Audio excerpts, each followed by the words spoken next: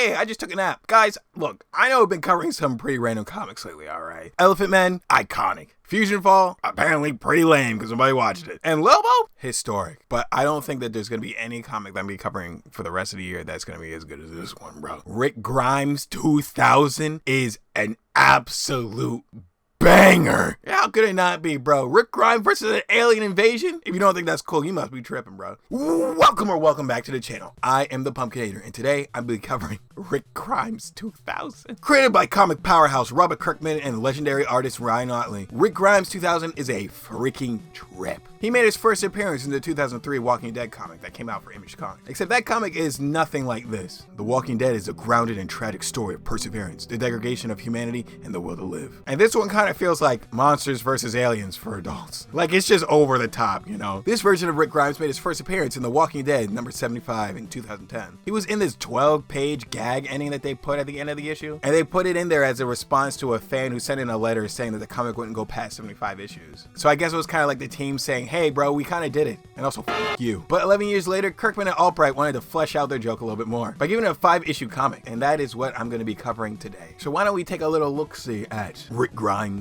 2000. The issue starts with a low-key recap of The Walking Dead. You know the beats. He was a cop that wakes up in a messed up world full of walkers, and he forms a group of people that is able to take on the dead. You know the whole spiel, the usual, right? But you see, the dead was only the beginning. We cut to Rick waking up in this futuristic-looking hospital. He tries to figure out where he is when he sees that someone gave him a new robot hand. He gets up and looks around and actually presses a button, revealing a rejected Invincible suit. Invincible?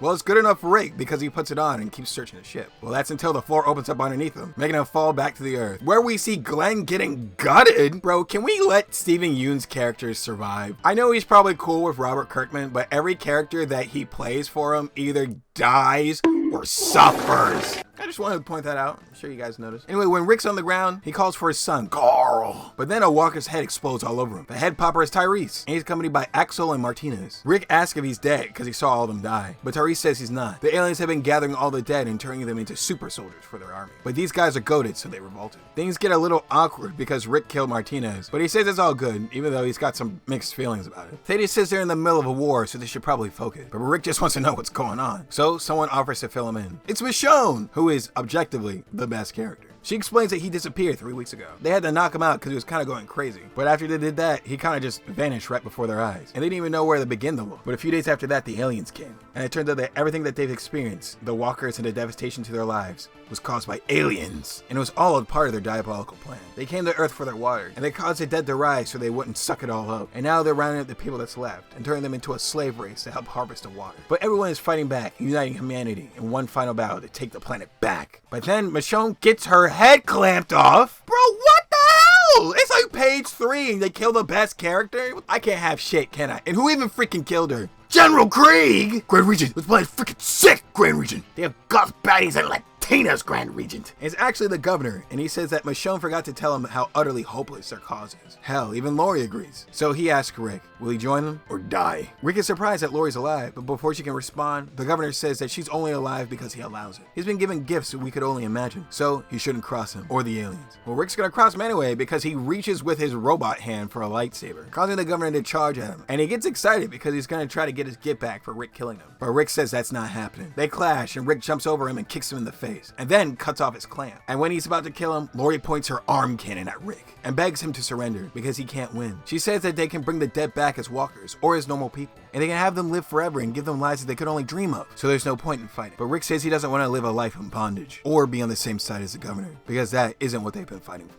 The governor's bitch ass tells him he might want to reconsider because this little green alien guy just showed up. Rick doesn't understand why everybody's so scared of him though. Well, that's until he transforms into this hulking behemoth. The alien tells Rick he's got some balls because most humans run when he sees that form. But he attacks him nonetheless, causing Rick to die. He stabs the alien in the hand, but it does absolutely nothing. Lori shoots the alien in the back, but he says shut up and stomps on her, bursting her in half and then pulling her apart and eats her. Bro, what the actual fuck, dude? That's so overkill, man. And then the alien says he can bring him back, but he won't because Rick's being such a dick about everything. Bro, this comic is amazing. I'm not gonna lie. I kind of like the alien. Rick feels differently though, because he says he's gonna kill him for that, but just kind of gets ripped in half. And then he falls right in front of the governor. He asks him for his help, but the governor says, yeah, nah, also fuck you. But then some walkers start heading their way because of all the noise. Also, this graffiti's kind of fun, right? Aliens are dumb. Apocalypse kind of sucks. Eat butt. Don't mind if I do. The alien gets a little annoyed that he has to deal with these walkers now, but he says it shouldn't take too long. But then he gets absolutely domed by a laser and then gets lit up alongside the walkers. It turns out that the shooter was Andrea, and she reminds Rick that they don't die. Except for her, she definitely dies. She goes to Rick and says she's saving his ass again and tells him to let the nanites do their work. The governor says hi to Andrea, and she says hi back while pointing a laser at him. He says he knows she's probably mad, but he didn't think that they could take on the aliens because they control everything. But he said they could probably do it now because he knows their weakness, so he could probably help. But she's not listening to that shit because she blows his head smooth off. Then after that, she picks up Michonne's head and packs her away because they're not trying to leave her like that. And it looks like the nanites healed Rick up pretty good, but she still asks if he's okay. But he doesn't know how he feels because this day's been pretty insane. And she's like, yeah, everything's kind of crazy, but it's good to have him back. But now they gotta get out of the open. But Rick starts freaking out about nanites and people coming back to life. And Andrea explains that they stole a bunch of weapons and tech from the aliens during the invasion. And as for people coming back to life, it's not an exact science. It all depends if there's still brain activity. But if they've experienced brain death, then it's too late. She's not sure if it's too late for Michonne, but she's gonna try.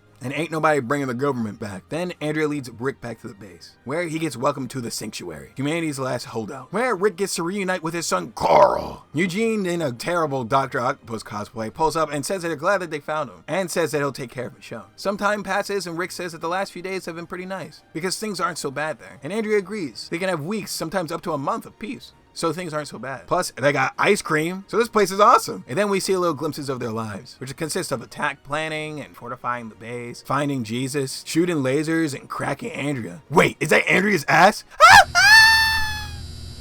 Pretty good times, it seems like. But then Negan comes bursting through the wall on a goblin glider. He just took out their defenses by blasting through the outer wall. So they gotta take him out before they get swarmed. Also, is that Clem? Holy shit, girl, I love your video games. They're having a hard time taking him out though, because he's deflecting all their bullets with his super bats, named Lou and Seal. And Negan says the overlords are taking the night off. So him and his bat are gonna start some probing. He swoops in because he's Bullet Popeye, takes out Abe and Maggie. Rick tries to help, but Negan smacks his backs together, knocking him back. But now it's time for him to upgrade his kit. And what he says is absolute gold, so I'm gonna read it verbatim. Hidden on the opposite corners of the fucking earth, Lou and Seal were kept apart so their devastating power would never be wielded by one fucking man. Well, I am that motherfucking man, god fucking damn it. Behold, Lucille, I have the power! Bro, fucking put a He-Man reference in his comic book, bro. I love you, Robert Kirkman, bro. Oh, Lord. God, I love comic books so goddamn much. Negan hits Abe and knocks his freaking block off. And then he knocks Jesus out of his mech. Rick and Negan clash, and Negan says that him coming is just the appetizer. But none of them are ready for the main course. Which is probably true, because when walkers start walking through the wall, they start tearing people apart while others try to escape. But Andrew's making quick work of them. Negan keeps fighting Rick and talks about having an average penis size. Couldn't be me. But then Cyborg Michonne comes in. She says she's been out of the loop for a while, but she knows he needs to die. But that only excites our boy, because he's an anime fan. She takes him on while Andrea helps Rick up. It says that they gotta move. Eugene says that they lost too many people to go with their original offensive plan. So if they're gonna do it, they need to do it now. The first thing that they'll have to do is take Lucille from Negan. Apparently he's able to control the walkers with her. And with a weapon like that, they can definitely defeat the aliens. So it's a good thing that he's got his hands full with Michonne. They try to come up with a plan to take it from him. Just fucking kill him, bro. What the hell? But then Alpha and Beta randomly pull up because they got something they want to whisper. They all keep fighting until Alpha and Beta say that all they had to do was join, but that's no longer an option. So the alien overlords task them with killing them. They kiss, causing the walkers to come in for a group hug. And it gets a little crowded because they all start piling onto each other. But it turns out they just turn into this giant fucking walker that looms over them. The behemoth grabs Michonne, Carl, and Andrea because Negan's still controlling the zombies. So Maggie locks in to get that bat. Michonne says there's no way she's dying again. So she cuts them free with a giant machete, which lets Rick ride up on Carl's hoverboard. But then he gets smacked off it. So it's a good thing he slows his descent by cutting into the amalgamation. He digs his way into the monster until he reaches the duo, and then just slimes them, causing the giant to fall apart, and the walkers to hit the ground pretty hard, which kind of bums out Negan. But he won't be sad for long because he just got his eye knocked out by Maggie, finally freeing Lucille and giving it to our boy Eugene. So now they have everything that they need to take on the alien. But they have to move fast before the aliens realize what they have and try to shut them down. And with that, they charge into battle. And it doesn't go super great for them at first because they get overwhelmed by the alien forces. But the legend of Rick Grimes is like a battle cry to the human ranks. It gave them something to believe in, especially when they lost so much. So when it all seemed lost, he practically broke his back carrying them to victory. He provided an opening for Eugene to attack their technology. But for a lot of people, they were too tired to press on. But things were in their favor when the mothership finally exploded. And he leads them to victory! And just like that, the aliens and the walkers were felled. And the humans were able to take their world back. And now the hard work began. They have a lot to do if they're going to rebuild the world. But none of this would have been able to happen without Rick Grimes. My daddy.